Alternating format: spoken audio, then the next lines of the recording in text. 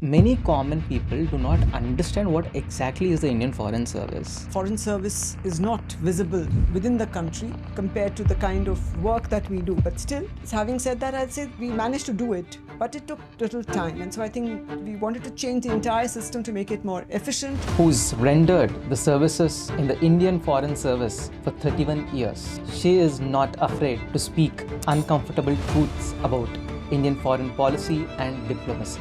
Welcome. Glad to have you here. Thank you so much. So, what makes you admire her, ma'am? What are the characteristics in her personality or her leadership? Whatever came in the news and whatever came in the paper, every movie has to be Films Division documentary about different aspects, but including about the Prime Minister. So I always found her, very clear in her mind, and also that famous Nixon meeting was again reported in the papers.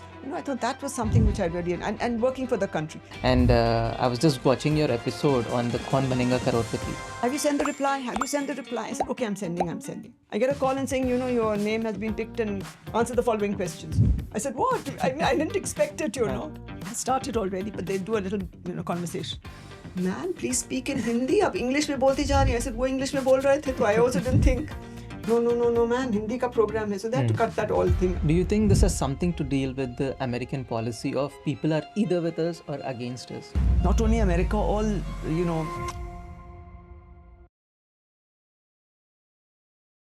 Welcome, ma'am. Glad to have you here. Thank you so much. Thank you. Pleasure to be here.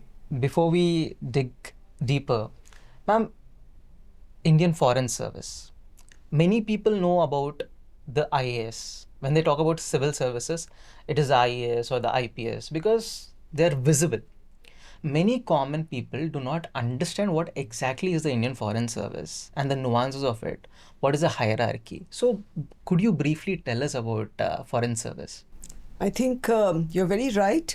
For various reasons, the Foreign Service is not visible within the country. And also, I think only when and outside also, because there's no interaction with anyone who travels abroad unless they have to come to the embassy. So really, we are not very visible, I agree. Within India also, I think mainly our public interaction is mainly for passport services and issuing of passports, etc., which also we have now outsourced for the last many years. And I just want to add that I was one of the people who was involved and instrumental in ensuring that we outsourced this and everybody didn't have to, have too much interface, because we thought that was a more efficient way of doing things. So that is one reason why everybody in general, the common person, thinks that. But ma'am, having said that, outsourcing, didn't you weigh in the security factors? Of course. Security There was a risk, right? Yes. See, the actual printing is done in the, by the passport office. But it's the other processing of the applications and getting it, or, and somebody scrutinizing it. Of course, finally. The regular desk work. Which was, then you need that many more employees in each place to do it. So that's why, and it became, and people were getting irritated because it took so long, because we didn't have that many personnel. That's the other thing that is different from the, with services within India. There's usually not such a personnel, shortage. Yes. As you're well aware, the Foreign Service has, very few people compared to the kind of work that we do. But still, having said that, I'd say we managed to do it, but it took little time. And so I think we wanted to change the entire system to make it more efficient. And that's why we don't, we didn't want to have too much of interface. I remember somebody saying at that time, coming back to the difference between IAS and IFS, somebody telling me, but if you do that, hamara kya importance reh jayega? Which is what differentiates the IAS and IPS and others think that they need to have importance to be able to have that prominence. For people to understand that they exist, or the they are Babu there. culture, which they call it. So that was something which we wanted to do away with, and I was, fortunate that we were all on the same wavelength, and we all decided that we don't need to show our importance. We are here for a service. We are not here for ourselves. I think that was a general feeling that we all had, and we said that this has to be. We don't have to be there in the forefront. Why should people ask us? Who will come and ask us? Because, they hear people would ask you, can you expedite my passport? Can you expedite this? We didn't want all that. It should be smooth, automatic, and that's what we have achieved now almost to quite I think, 99% at least, I think it has been achieved. True, true. Little bit, yes. Sometimes there are issues where the ministry intervenes, but by and large, I think there is no, of course, with the printing, and that is still with the ministry, that we cannot outsource. But the whole process has been outsourced, so you don't really need to come in. It's so smooth that there's no delay. True, true, ma'am. Even I call, like, in the earlier days, it used to be an ordeal task to Yes. get a passport. Yeah, because it was But thanks to your efforts, Yes. today the process is so smooth. Smooth. In fact, within a week, they are Yeah, and delivering very right to your doorstep. Absolutely. So that's what we wanted to do. And I think that people don't understand that it's the Foreign Service behind this. They don't understand. And I think the Foreign Service also is not adept at promoting itself in in general. So I think that could be something, but I think most of us in the Foreign Service are quite, happy to not talk too much about ourselves, and mostly you will see, most of them, when you meet them, you will find, barring a few here and the exceptions are always there, but we don't talk too much about what we are doing, or so that may be the other reason why, and we're not so visible, as you said, in the country. Outside, nobody knows what's happening. Again, we all do what needs to be done. But I think that is one reason why people don't understand what the Foreign Service is all about. So, and neither do they make an attempt to find out. I think that is the other thing, because they're saying, yeah, this is what is there, IAS and IPS. And of course, you are well aware that within civil services, there are so many other services. True, 24 other services. Though they're also not so well known. True. But so I think that also needs to change overall. But as far as the Foreign Service is concerned, I think it's more niche also. And I think that could be one of the reasons why it is not so well known within the country. And, people they have certain perceptions which I think need to be corrected by us. But I think we are quite, I don't know what should I say to that, because we should be correcting it. But I think people are not even interested. The younger crowd, I find, not young, the really young, but for the last many years I've been seeing, those who know about it know it, the others are not really interested. So maybe something needs to be done at some point of time, given AI and social media's influence these days. Hopefully, ma'am. Hopefully. Having said that, ma'am, like, what is the hierarchy in the Indian Foreign Service? Because, like, for us, IAS and all, people are aware there's something like the district collector, sub-collector, then the secretary. So what is the hierarchy in the IFS? Actually, if you look at the equivalents, it's the same. Only the designations are different. For these services, for the IPS, for the IAS and IFS, it's the same scales and the same equivalents, except the designations are different. When you are at headquarters, it's like, you're an undersecretary, then you're a deputy secretary and whatever. Similar like when you're in the ministry for the IAS, the same hierarchy as you go up. Undersecretary, deputy secretary, director, joint secretary, additional secretary, same hierarchy when you're at headquarters. But when you're outside, it begins as third secretary, second secretary, first secretary, councillor, sometimes minister as well, or deputy chief. So they name them the minister. Minister, in the sense, it's an old from the British times. Okay. Called a minister because it's not this minister, not a government that. minister, but the designation is that you are equivalent of a joint secretary. So it was not there before. It was there always, but not that widely used. Okay. But it was there. So now it's a little more, because number of people I think are more now, and there are more people at that rank posted abroad. And then you have the deputy chiefs of the mission, and then you have the ambassadors. Usually this is the hierarchy outside. But it's the equivalent of here, under secretary, whatever, deputy secretary, and as you go up here. So it's the same as what is for the other services. Achha. So there's no, difference in that. Only the name given is different. And your task outside would be slightly different when you're posted abroad at the different levels. But sometimes you're doing the same thing, like in headquarters, you might be doing the same thing, for three levels. So similar outside, it's all interchangeable depending on, what needs to be done. So I think that is something which is not crucial in your work, but it is just a designation given to you for your representing your country for that purpose. So when you have who's your equivalent in the local government, etc. So it gives you that level, because everybody's familiar with these international designations which are given outside. So you really don't, they're not something unique to the Indian Foreign Service. Yes, ma'am. So, like the decisions when it comes to diplomatic relations and foreign affairs, it's mostly with the political executive, or even the foreign service has a crucial role to play in this? Only for inputs. Final policy decision is always at the political level, even within the country. True. Even within the country, you only give your policy recommendations. You give your inputs based on your negotiations, based on your level or what you do. But eventually, it is a political decision for everything. And we've seen now what is happening with the Trump administration. So it functions at the political level. Rightly said, ma'am. Yeah. And ma'am, you mentioned about embassy.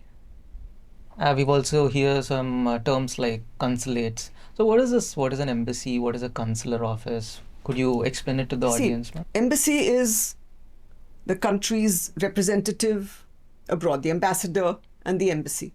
So the ambassador heads the embassy. Okay. And he or she is responsible for the entire functioning of that embassy. When you say embassy, so he's a senior level like IFS a dutavas. Office. Okay. So everybody can be sent at all levels. You have to have the whole infrastructure from the lower level staff to the highest. For it's like an organization. An embassy is an organization. No. Ambassador is a senior level officer. Yeah, of course. They have to be at a certain level. Director and above. Okay. Depending on the size of the embassy. And you have political appointees also. So depending on what the government of the day thinks. So political appointees also can be ambassadors? Of course. Okay. Of course. It's by the government decides. And smaller countries can have from director level and above, and others can have senior. It depends on what the government thinks, the political government thinks, essentially how it should be managed. Of course, if you look at consulates, then say for example in France, if I take the example of France, it will have the embassy in the capital. We have our embassy in the capital, but if we want another place within that country where we think it is in our interest to establish a smaller embassy representative, then that will be called a consulate, because there can be only one embassy for each country. And then in other cities you can have consulates, like in others in India. You can see many of our foreign countries here have the main embassy here, but they have consulates in Mumbai and Chandigarh, depending on or in the workload maybe. Not workload. There are 2 or 3 factors which define that. Depending if there's a lot of commercial relationships, then Mumbai will have a consulate. Many diaspora. In our case also, it's the diaspora is a defining factor. That's a significant factor. And in where is our interaction? What is the kind of thing we are focusing on? So is a lot of commercial relationships, so we focus on that. So we can have a consulate that. So everywhere we have. But these are the basic criteria mainly. And how many visa seekers are there? Security aspects also sometimes determine, is it in our interest to have a representative in a particular place in a particular country, from the security angle also. Ma'am, we also hear about passports, different types of passports. What are the different types of passports? And they say foreign service officers have diplomatic passports, and there is something called as official passport. What are the different kinds, and what is the significance of the same? See, when you're a diplomatic passport holder, you have a certain, under the Vienna Convention, you have certain facilities given to you.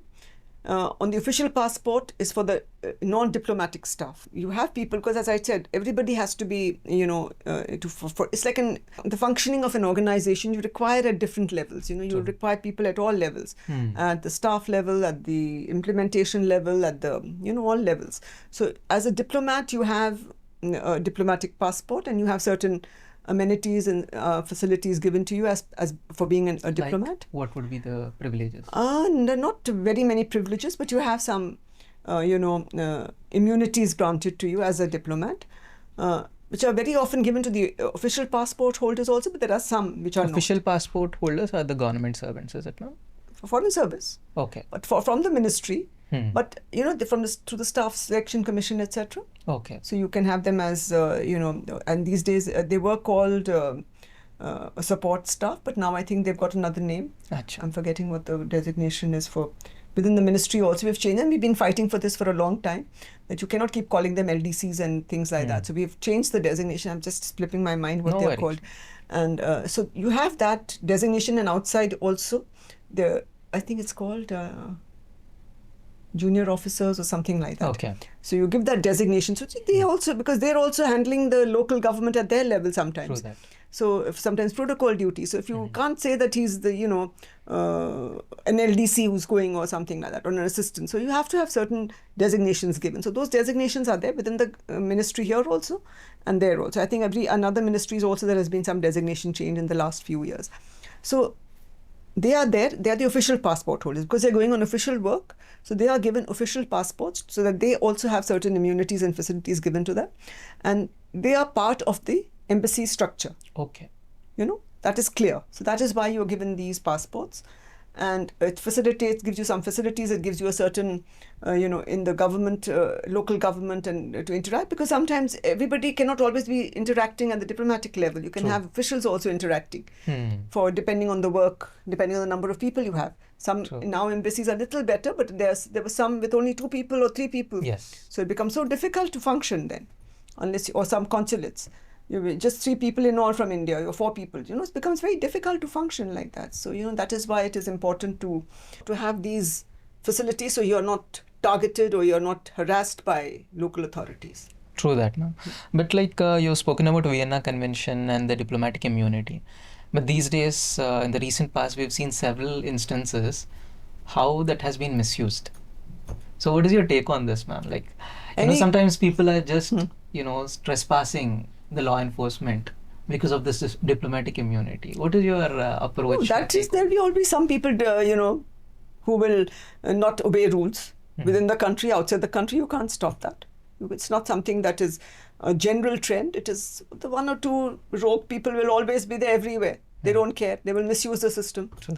So that you can't, whether it's an Indian or a foreign diplomat, they will, when they can, they will, some are like that, I guess. It's just that it's not a general thing, definitely not. It's not a trend. True and it's that. not a general thing. It's just, some individuals are like that, I guess, I don't know. As they say, their nature is like that, I suppose. I don't know how to really put it. It's not a trend. It's not something that happens on a routine basis. Yes. Because everybody is law-abiding. Everybody does respect the conventions. Sometimes the foreign countries don't respect it, as we saw in the case in New York, where they got one of our, ill-treated one of our senior diplomats. Yes. So I think, and though she was entitled to immunities under the Vienna Convention, so I think that is something which is a one-off case. It's not the norm. Rightly said, ma'am. So let's address this one question that every aspirant has, ma'am. They wonder, but don't ask it openly. What are the lifestyle, perks, and advantages of getting into the Indian Foreign Service? You get a chance to serve your country is the biggest advantage and make a difference. It's something which I think, I'll just mention this separately. I mean, in general, for all civil servants, we grew up in Khadakwasla, which is the NDA, if you're aware of that. Yes. And the motto is service before self. And I think within the Foreign Service also, quite a bit, we have this approach, service before self. I've seen it with many of my colleagues and my friends also. So it is service before self. So you are looking at it as a service, not what perks you can get. Yes, you are happy to get some perks. But overall, I have seen there's not been, at least while we were there, that there was not a, of course you want a comfortable life, you want things, your basics to be taken care of, your children to be, earlier children were not allowed, they couldn't take children outside because there were no education facilities in most of the countries available for our, for our officers or for our officials going abroad, no education facilities in many countries. So what did you do? You had to leave them in India, you had to put them here. So it was not an easy situation. So we don't look at it as a perk.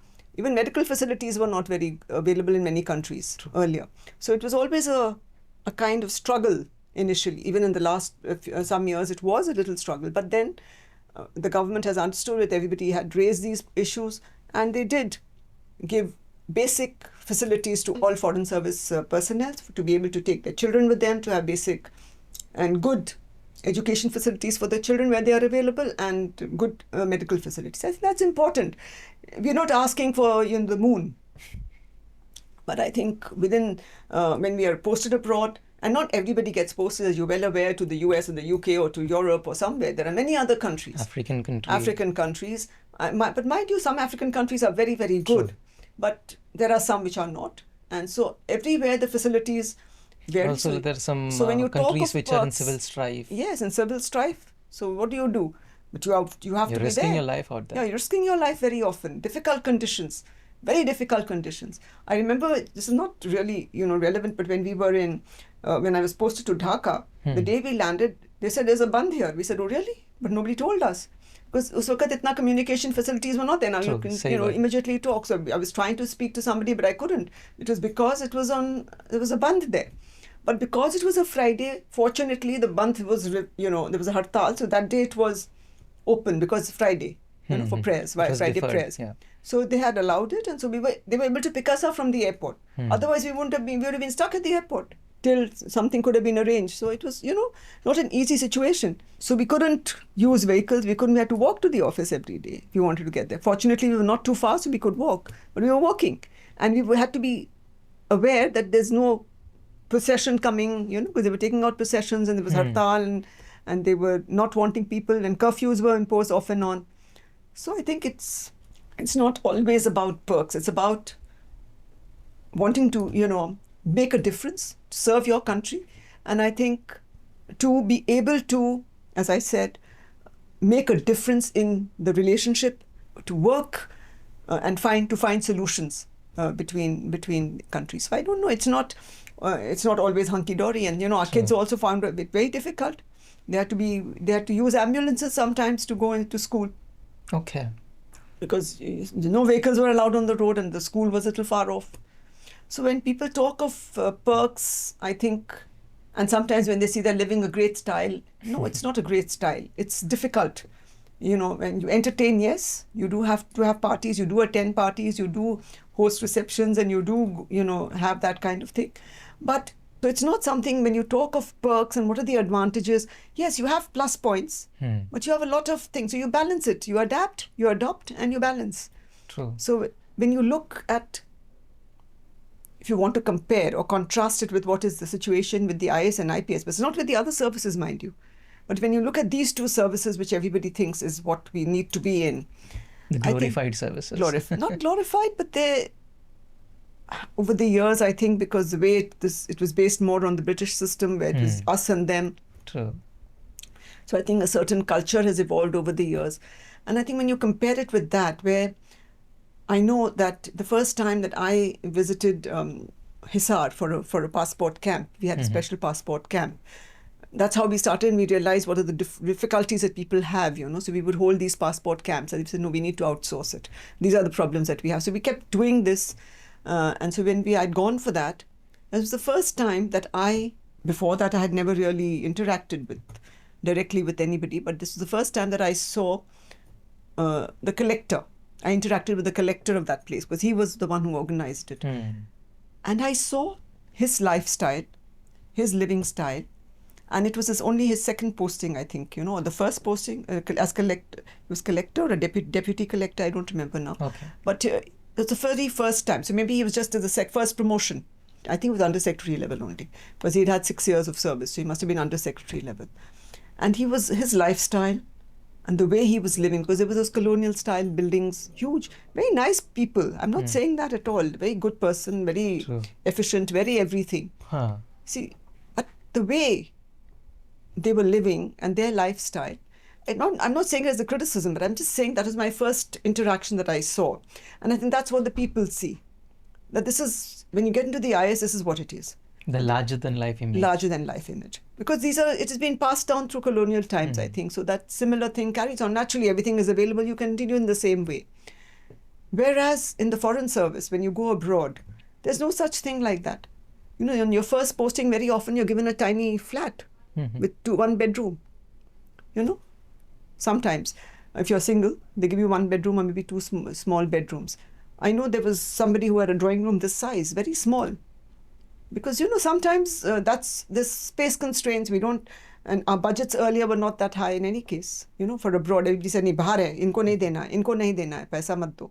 So that kind of attitude was there. But, so I think all that it has changed, fortunately, over the years. But sometimes it's not so, as I said, we don't talk too much about it, about the negatives so much, because we don't like talking about the negatives. I think as a community of foreign service officers, I think. True. But overall, it's good. I'm sure your inputs will make the expectations, or I'm sure your inputs will set the expectations right for many of the aspirants who are preparing, and also the parents who are investing in their studies, because there's a lot of gap in the perception. People think once you become a foreign service officer, there's so and so things that you get, but your inputs will definitely help them make a more absolutely informed decision. And yes. And you have to be, I think, for the foreign service more, and as for any other service, I think you have to have a certain passion for it and a certain commitment to it. And as I said, a willingness to adapt and to want to serve your country. I think that service aspect that's the main motto. Has to be there. Even within the country, I think, Yes, but for foreign service especially, because sometimes, as I said, you can be thrown into the deep end. Of course, now the government is giving you better salaries, and you're better looked after compared to what it was earlier. We didn't have any money to buy anything. We had to take it on installments.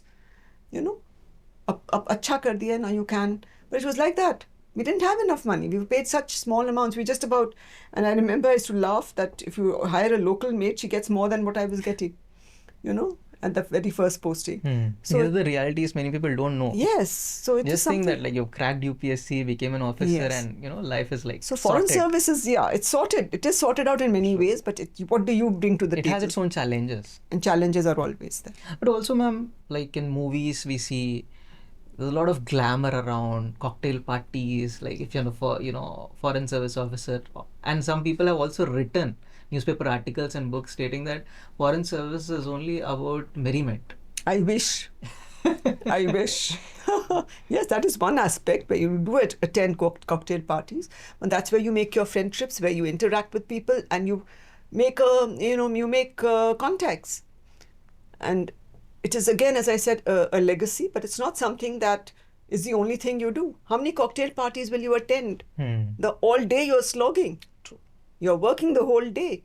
You're not attending cocktail parties during work hours. And sometimes your work extends till 8 o'clock, and then you have to quickly go because you have made a commitment. You go for that particular occasion because there are some people that you need to meet. So it's not only about just, and you have to host in return too. And so it's not something, and again, why are you hosting this? Why are you doing it? It's because you have to build contacts. Absolutely. And build bridges. It's part of the job. It's part of your job. And you have to, so that, as one of my ambassadors used to say, you need to have friends before. So when you need them, you can just call them up and get your whatever work needs to be done for your country. Makes sense. So it is very important that you look at it understand the real, this thing is, those are those glamorous aspects. But how many cocktail parties will you attend? Maybe 2 or 3 in the whole month. No, month mein to bahut unlikely hai. Yeah, maybe sometimes in national days maybe 2 or 3, but not the rest. Otherwise, sometimes there are none. In some months there are none at all. And you have to also host. Sometimes it's smaller dinners, sometimes it's smaller this thing. So you have to be depending on what it is. It's a reciprocal thing. It's reciprocal.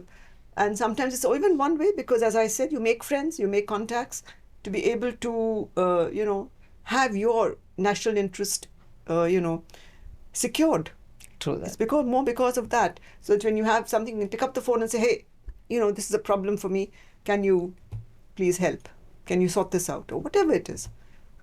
True that, ma'am. So, the takeaways are there will be a comfortable but not a lavish lifestyle. At the same time, you should come with a service motto, and there will be challenging situations also in IFS. Absolutely. Ma'am, is there any one mistake that a young diplomat should avoid? Like what? Mistake when you... Any major mistake in the first posting? Many people might not be aware of certain things. What do you think is No. Whenever you go to a country, you should be able to do something. And now in today's world, everything is available. ChatGPT and AI and Google, you get the full information. And of course, we have the bilateral briefs and everything and living conditions. That is all shared with you in any case. So to find out what can be the possible pitfalls, some people just go without understanding local nuances, local customs. You have to be very sensitive to those. You cannot just say that, I'll do it my way. No, it cannot be my way. You have to be cognizant of what are the problems. So you sometimes, you think you can, just like in India, you can't behave like you behave in India. That's very important.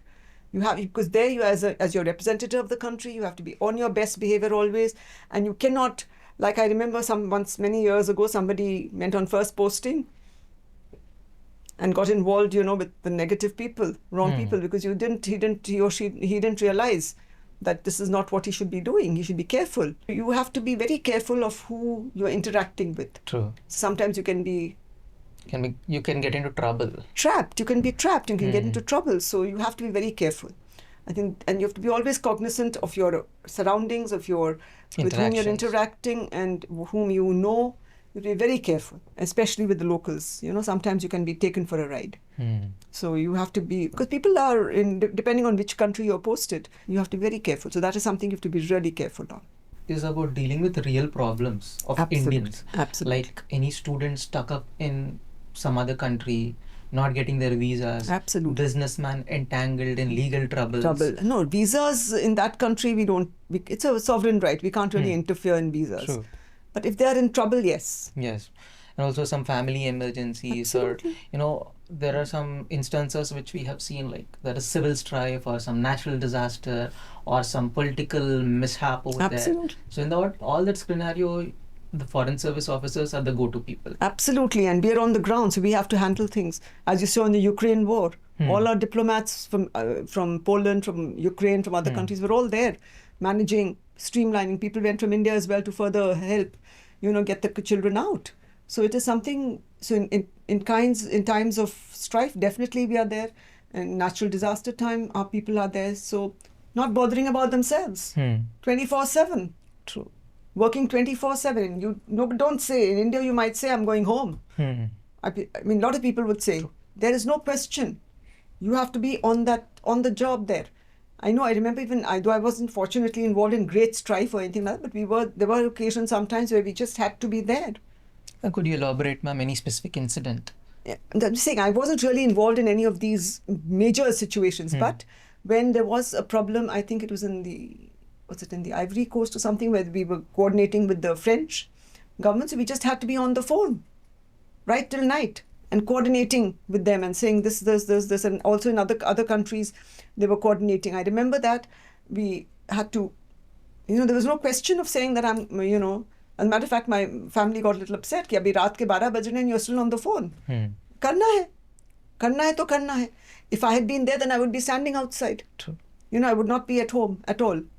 So, and which when sometimes during negotiations, when delegations came, no question of going home. You need to hustle. It has to be there. You stay there, you see that they're saying, no, सुबह तक sign होना है, Prime Minister आ रहे हैं. It has to be signed, it has to be finalized. Okay? So there are some things to be agreed on. So who's doing it? You have to be there. You can't say, you do it. You have to be there. The ambassador was there. I was there. We were there talking to them, saying, okay, then we have to get back to headquarters. कि ये इस पे नहीं मान रहे हैं. They have to get back to their seniors and their political thing. We get back from here. रात में यहाँ पे भी हमने उनको, we would keep them awake, irrespective of time difference. Call up here. Get this cleared. Please talk to them. So they would do it. Is it okay? Is it not okay? No, this is our red line. We're not going to do it. Okay, we communicate, it's our red line. And you tell the ambassador this thing, they are saying, hum nahi manenge. Then they talk and say, okay, maybe we can have some leeway on this and find a solution. So I remember once we just could sleep only at, sleep kya matlab? We could just have a time from, 3:30 in the morning or 4 in the morning. And they said, go, get ready and come back. Okay. So 8 o'clock back. So where was the sleep? 1 घंटा शायद सो लिया होंगे शायद. I don't remember now whether I was able to sleep or not. But that's it. So sometimes not even that. When Mrs. Indira Gandhi went, 24 घंटा. We were 24 घंटा in the ministry. Achha. Control room was on. You have to be there. You can come. You are single, you are not married, you are this, you are that. Come here to the control room. So we came when she went because it was a crisis. And so people from abroad were coming. So people, a lot of queries, a lot of these things, coordination with the embassies. So we were all, a number of us were in the control room 24/7. Okay. You couldn't go home. But I remember again, वही 2 घंटे के लिए घर जाओ, change करके आ जाओ, 2 या 3 घंटा. So it's like that. Of course, I'm sure for the IAS and also they must be having similar situations sometimes, but less. And within the country, you can still manage. Outside, it's very difficult sometimes. But you have to fend do for it. yourself. No, you have to do it.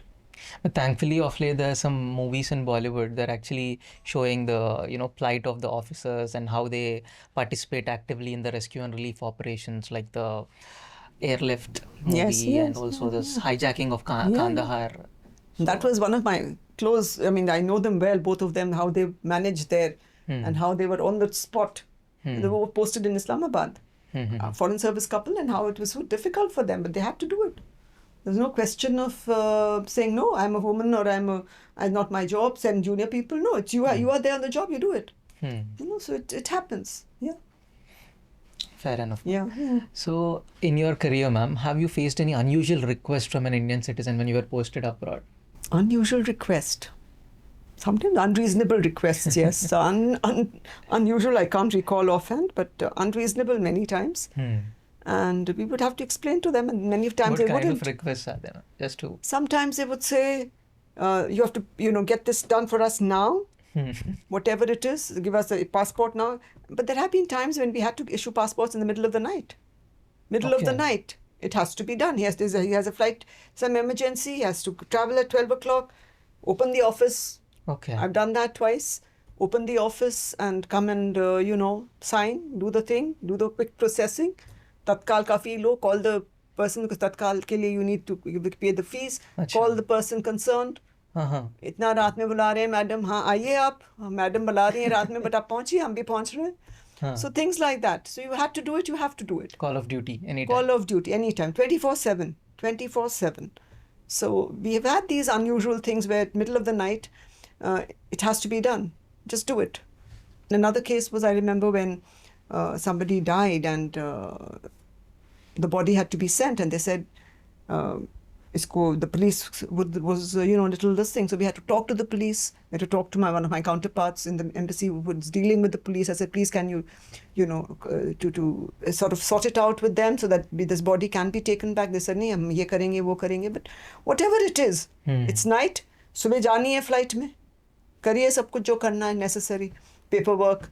So he said, aapko ye sign karna hai. I said, hum sign karenge, but you coordinate everything. So it was done in the night, and morning mein we had to dispatch. So Air India se coordinate karo. So you have to see that has been done. So things like that do happen sometimes. But fortunately, I think we didn't look at it as a problem. It has to be done. It's a part of the job. It's part of the job. So it can be called to do anything, anytime. So just play it by the ear and adapt, as I said, and find a way around it and do it.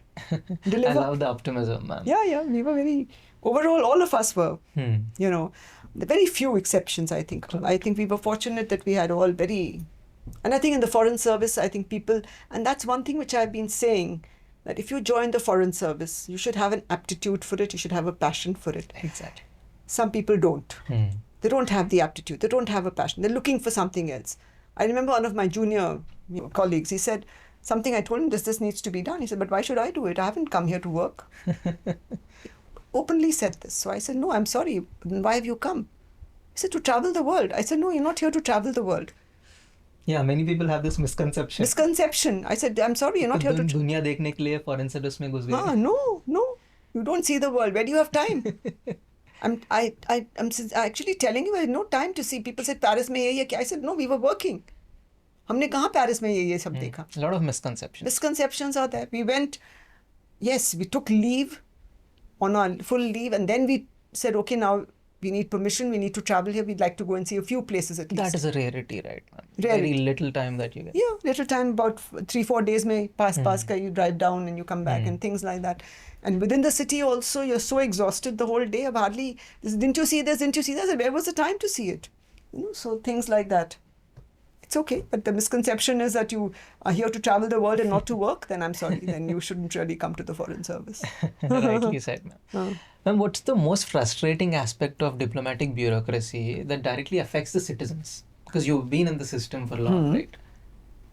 I think the plus point is the foreign service, very often, we don't follow bureaucratic procedures when we can avoid it. Again, as I said, there may be few exceptions, but normally, ये करना है, to do it. That's it. It has to be done, find a way. That's quite interesting. Normally, I think this is, even within headquarters, I've seen that approach, and outside also. It has to be done, find a way. So we should not be, but there are some times that you can't avoid. Bureaucratic ये है, rule के हिसाब से है, इसको नहीं bypass कर सकते. When we can bypass it, we can find a way around it, we did it. And not only me, many of my colleagues as well, senior, junior. Let's get to your personal journey, ma'am. So you were born in Dehradun, then moved to Pune, and then you studied at the famous Ferguson College. So when did this thought of getting into the civil service proper, and what was your family's reaction to this? When this thought came into my mind, I think I was still in school. Because, at that time, Mrs. Indira Gandhi, we used to go for movies, the documentaries were there on her, going and interacting with foreign leaders, traveling, and, I really was inspired by her. Because I said international relations and diplomacy is what is something which really fascinated me. And so I was very, you looked at her and the way she conducted herself and the way she, with all foreign leaders. So that was one thing which remained in my mind at that time. I used to read a lot of books, a lot of books in which diplomats were talked about, ambassadors were talked about. So, that was the next thing that was there at the back of my mind. Not something that I have to join or something. There's something which sort of made me want to do something in this, area. And then, so that was something that I want to be in. I didn't know it at that time. I didn't even know there was a foreign service or anything like that. Sure. UPSC exam के बारे में paper में पढ़ते थे, but I didn't know that there was a foreign service or anything about it as such. But in college, when I came to college, then one of my brother's friends, he had joined the foreign service. Okay. So then I said, okay, how does it happen? So then I found out how you can do it and, how he had got into it and etc. So that's when my interest and I started looking at it and saying, yes, I also want to be in the foreign service. So you were keen to specifically get into the foreign service? That was what? Because I didn't know too much about IAS because there's no interaction with the IAS or anything or much with, because I grew up in Khadakwasla where it is all army, the defense forces. So I had no interaction really with the civil service as such. And I didn't know too much about the foreign service either, but it was something that was to do with international relations. Some kind of affinity. Affinity, yes. And to do something in that area. International relations and diplomacy is what I was looking at, really. Then you started preparing for it. I didn't start preparing for it. I thought I would appear for the civil service examination, but for various reasons couldn't. Then my dad retired. We went to Dehradun. Okay. Because my grandparents were there. And then I taught for some time. Okay. In Vellum Girls School for some time, for some years. Interesting. And then, was at that time, the usual pressures from home, that, from family and not most from my family, so much from my family, from the extended family, True. Shadi. So, those pressures were there, but I was not at all, it didn't work out. I didn't want to just get married for the sake of marriage. True. So then I started preparing for the civil service while I was teaching. So then I appeared and as luck would have it, I did clear the exam, but I then came, and then the rest is what I just carried on. Again, without knowing too much about foreign service. But both my parents were very happy that I'd got in. But yes, foreign service, they were little very... It's an unconventional career. My mother was little, not so... She was worried more than anything else. My dad was very happy. And so they encouraged me, they supported me. That's why I could appear for the civil service. I could, they gave me time to, encourage me, and whatever advice they could, they gave me. And so that's how it's went on. So the spark was by seeing Mrs. Indira Gandhi. Yes, that was the first. And also I've seen in some of the articles that you had a personal encounter with her near a lift. Yes. So could you elaborate about that was after I joined, After you got into the service. So what was your experience of seeing the person that you adored in real? And it was really very nice because, it was we just all going home and she was standing on the other side of the lift. So we came out from the lift. She was standing there. We said, oh. And we all said, oh, how nice to see you young ladies. What are you doing? Where are you from? The two of us. So we told her we are in the foreign service. How lovely. I was totally awestruck. And it was so nice. And that she spoke to us. She took that trouble to speak to us, I think was something which was very positive. She was the Prime Minister then? She was the Prime Minister. She was the Prime Minister then. So, and at that time, ME and PMO, or the Prime Minister's office, were all, and there was not security like it is now and separation and all. So it was all, some rooms there, some rooms here, and everybody was walking around. So informally, she would come and stand there and she would take the lift up to wherever her first floor, wherever her office, first floor I think was the office. So it was all informal at that time. Such high security risks were not there, fortunately. So we just ran into her and we said, wow, she's right here. So it was very, very special for me. So what makes you admire her, ma'am? What are the characteristics in her personality or her leadership?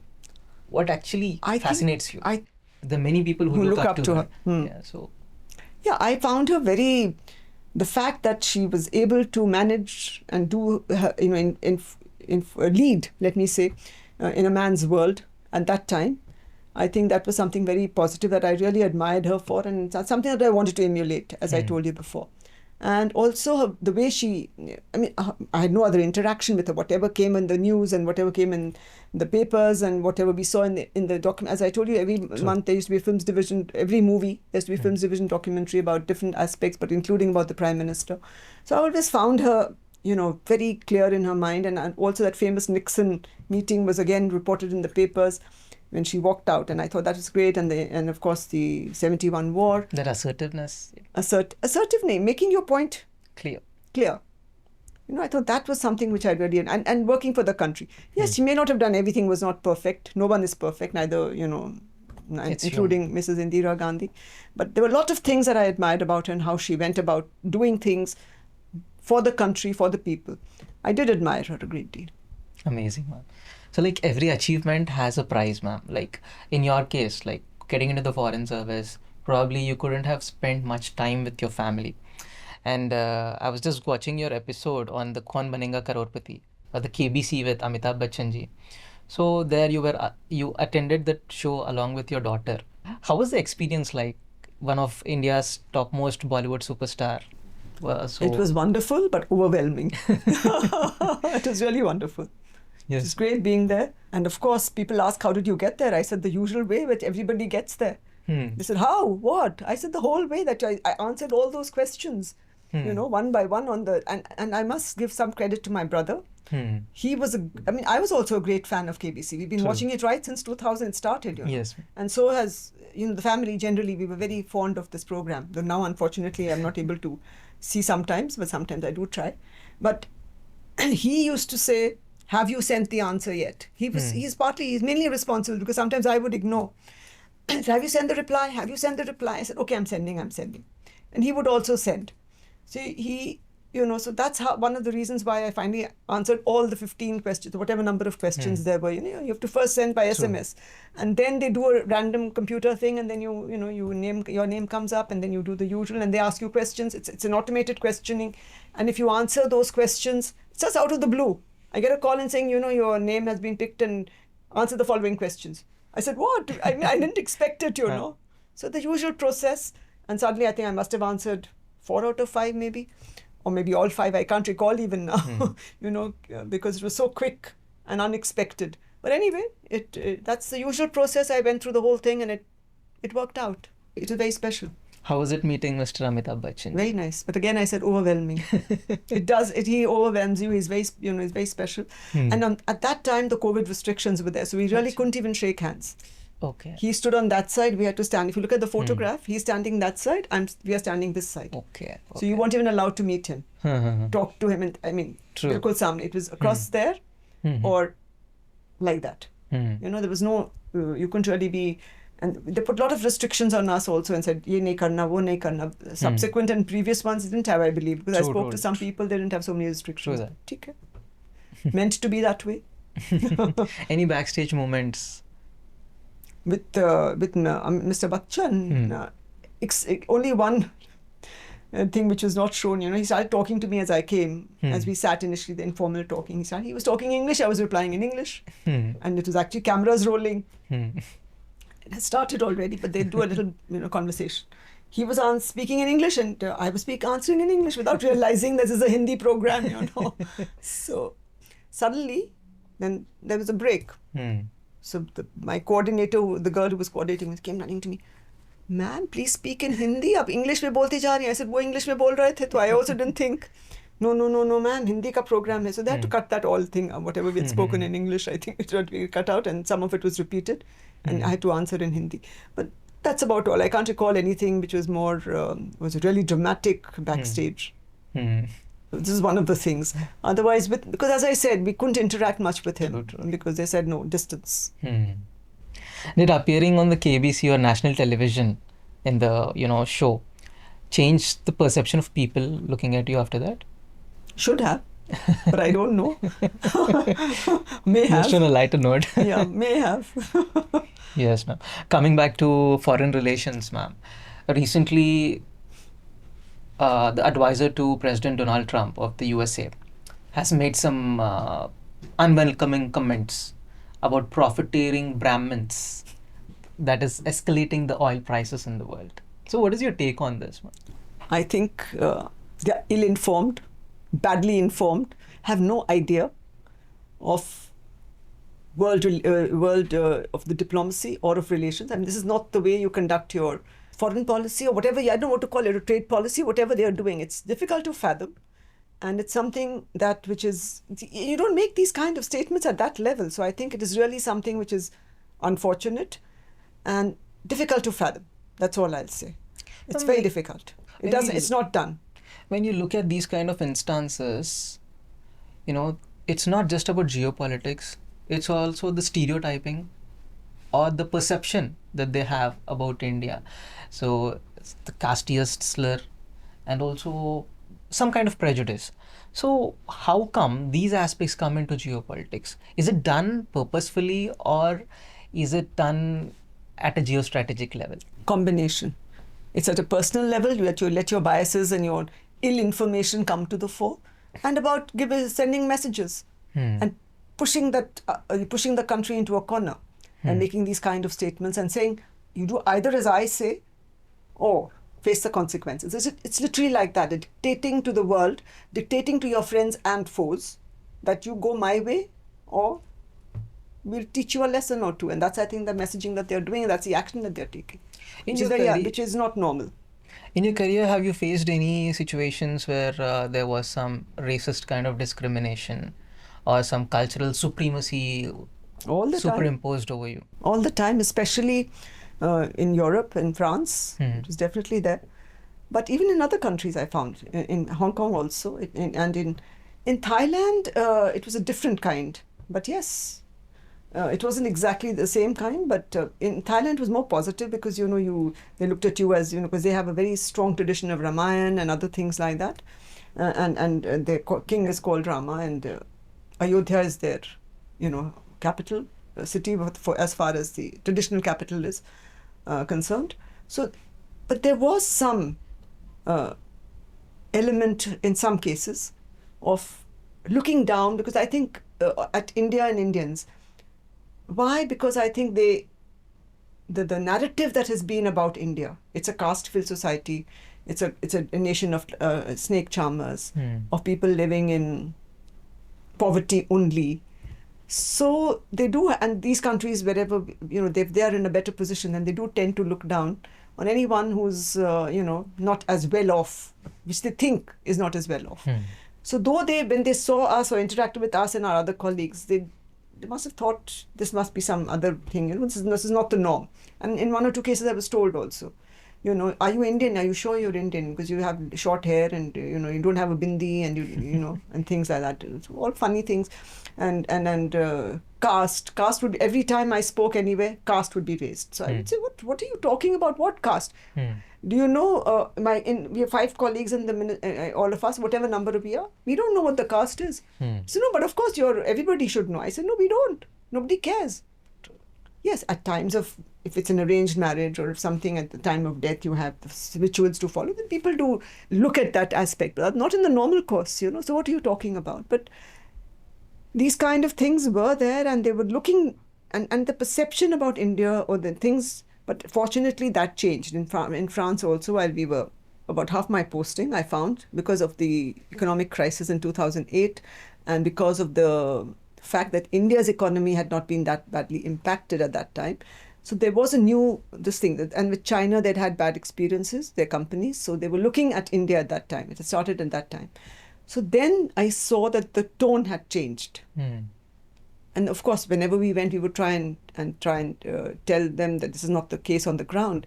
Not only us, but most of our ambassadors as well and other colleagues. So we would try and tell them. So I think that did make a difference in perceptions.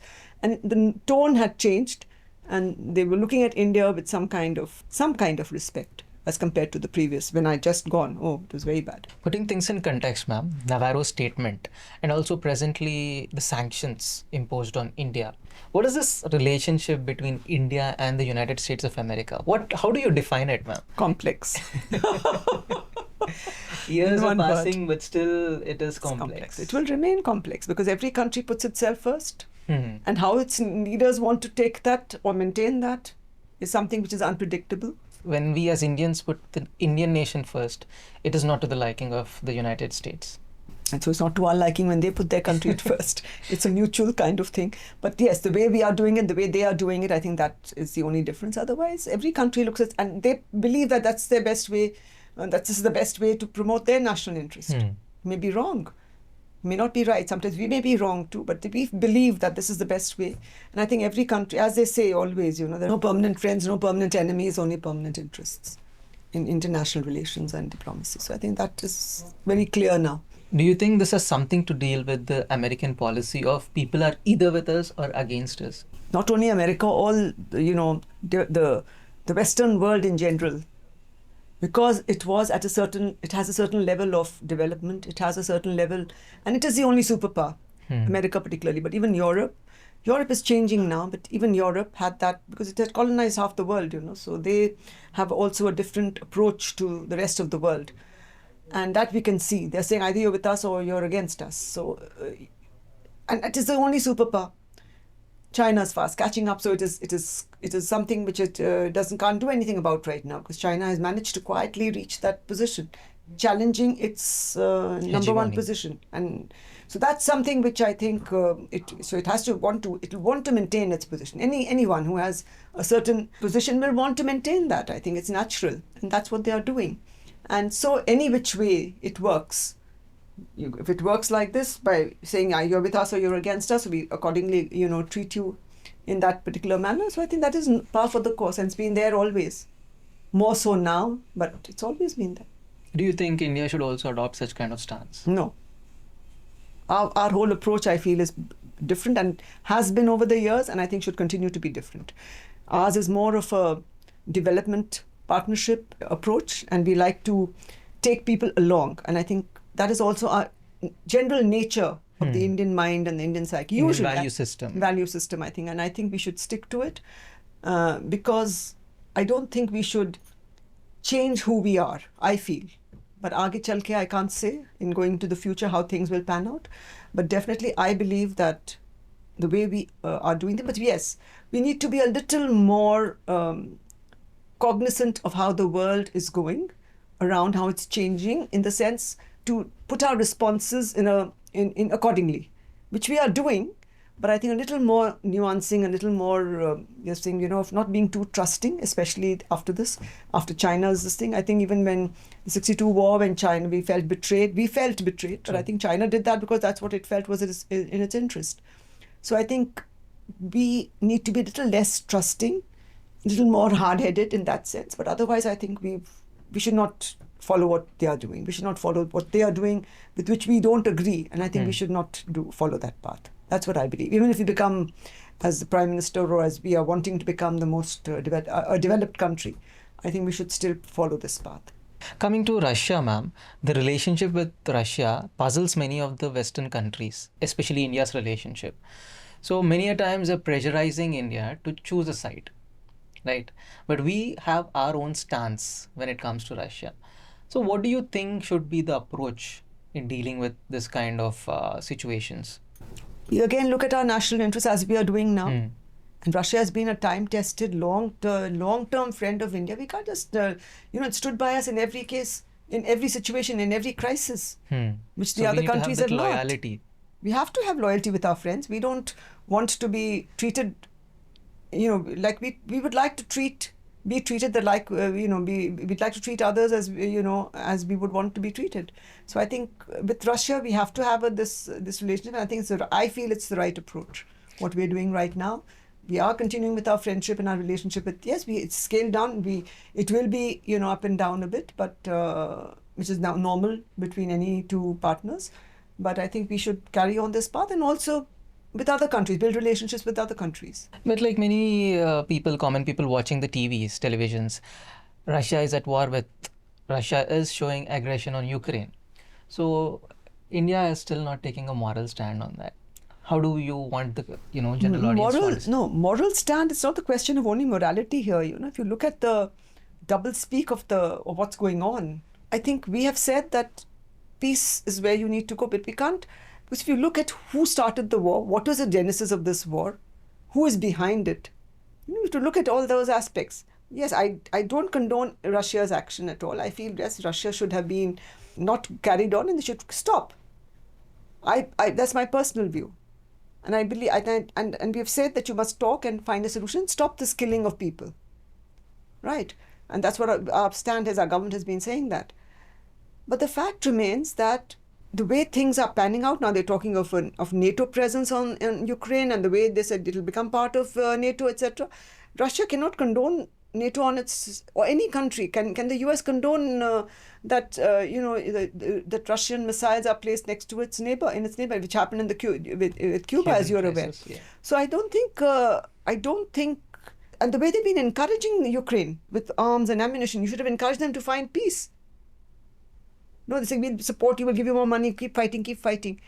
No, you're not supporting peace. Either side. Makes sense. So Russia has, so I think that's why we look at the whole picture. I feel that it is not, yes, Russia should also stop. But the way things are, and if you look at the whole picture, it's not so straightforward. And we can't say, no, we condemn this and we condemn that. We condemn the war. But the West accuses India, stating that our oil purchases are actually funding Russia to take up the war situation. Unreasonable, and as our minister has also said, it's all unreasonable, uninformed. On anything, the Ukraine, Europe is already buying from them. US is buying from them more than what we are buying. True. China is buying. So this is just a way of cornering India, I believe, and putting pressure on India and trying to make us the bad guy kind of thing. I think that's what I feel is the approach. And you listen to us, or we'll sort you out. Right. I mean, not sort you out, but that kind of, we put pressure on you to do as we say. So let's see how long we can put on. So after the Pahalgam terror attack, ma'am, India has undertaken Operation Sindhoor in a multi-pronged strategy. Do you stand by the decision of the government of India? For what? For taking up Operation Sindhoor? Because some people criticize that it was unnecessary thing to do. It has actually alienated Pakistan further from us, created geopolitical tensions and escalated the situation. When was Pakistan not alienated? When was it not alienated? Even when we were talking to them and doing bye-bye and doing Lahore and this and that and train journey, etc. When were they not alienated? Because their whole thinking, from what I can make out, is anti-India. How to sort India out.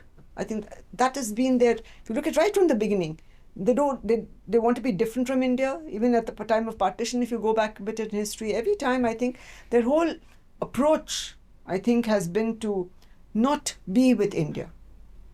Yes, this may have further created this thing, but it's for them, they'll be very happy because it's created friends for them all over. So they'll be very happy. But at the same time, people say that we are now alienated on the world stage. Many of the countries didn't come to our rescue or support, for that matter. For Operation Sindhoor? Yes. I think because, but they haven't criticized us either. They didn't support us, True but that. nobody has criticized because they understood the reason behind it. True that. And it stopped.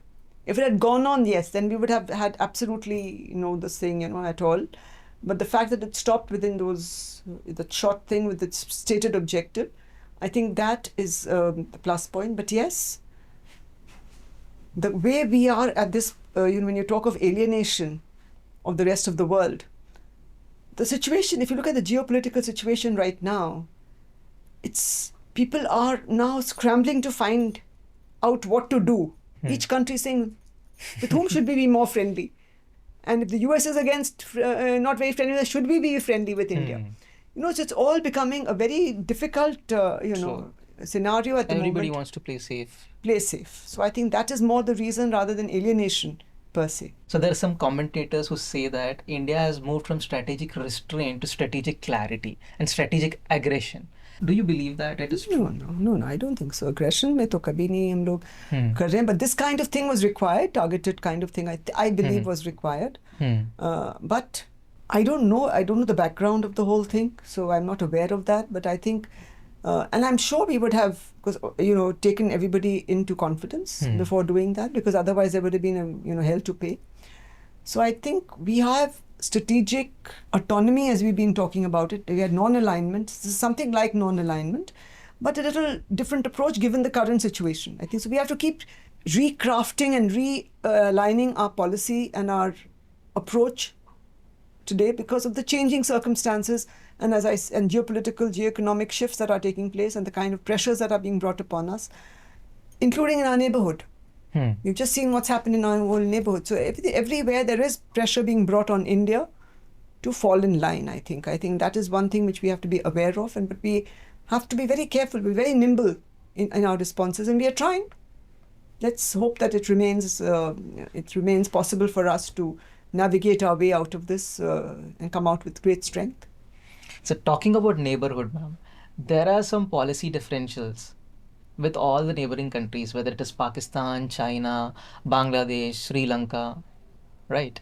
So many a times people question there's something fundamentally wrong in our approach, or it is from their end.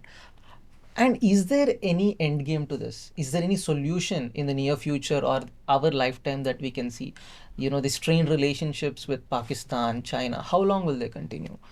And what is the I hope not way very ahead? long, but that's being over optimistic, I think, because if you look at the ground reality, up till a few years ago, India was the main sort of country with which dealing with its neighbors, and it was fairly okay. Though we didn't have, they keep saying, deep pockets, but we did do whatever we could. We shared our development, as Pandit Nehru also said, and other leaders throughout till now have always focused on the neighborhood. Now, and more so with this government, it has been enhanced further that we need to have good relationships with our neighbors, and we have tried, but it is not a zero-sum thing, that we are nice to them, so they will necessarily be nice to us. Power is not a zero-sum game. It's not a zero-sum game. And other countries are active. We can see that, including, others are also active in the neighborhood. It's not that we are the only country. And again, as I said, initially, every country wants to ensure its national interests are met whichever way. India is maybe not so cutthroat in that sense, but we are also looking at holding our relationship in good relationship with all our countries and with all the countries in the neighborhood. We are trying, and we have accordingly. And if you see, there has been some change in their approach. What happened in Maldives? How negative it was. It has come back. Sri Lanka also had become very negative. It is now little more neutralized. It's balancing, because every country wants to balance its interests. So it gets something from China, it gets something from India, it gets something from the US. It would like to balance because they want to see what is best for their country. So they will try and balance out and see. With India, this is what is good because it's our neighbor. So we will require it. We can't totally ignore it. So each country decides on that. So it's a mutual thing. India is doing, I believe, it is following the right approach by saying neighborhood should be, calm and prosperous, and we would like to take along everybody with us, but it doesn't always work our way, the way we want. Indians love hearing that we are a rising superpower. But you've seen in international forums and also as part of your diplomatic engagements for several decades. So what exactly do you think? Are we a superpower? No, we're not a superpower at all yet. But we are, as everybody has been saying, we are a rising power. And we are amongst the fastest growing economies in the world. So I think that is something that we should focus on, continue to focus on. And we are not a superpower, and I'm not sure we want to be a superpower in the current sense that it's used and be the only one. We've always said that we would like to take everyone along, and as previous governments have also said, this government has also said that we would really like a Vasudev Kutumbakam, that the world is one family, everybody lives together, and it's an idealistic situation which doesn't happen in the real world.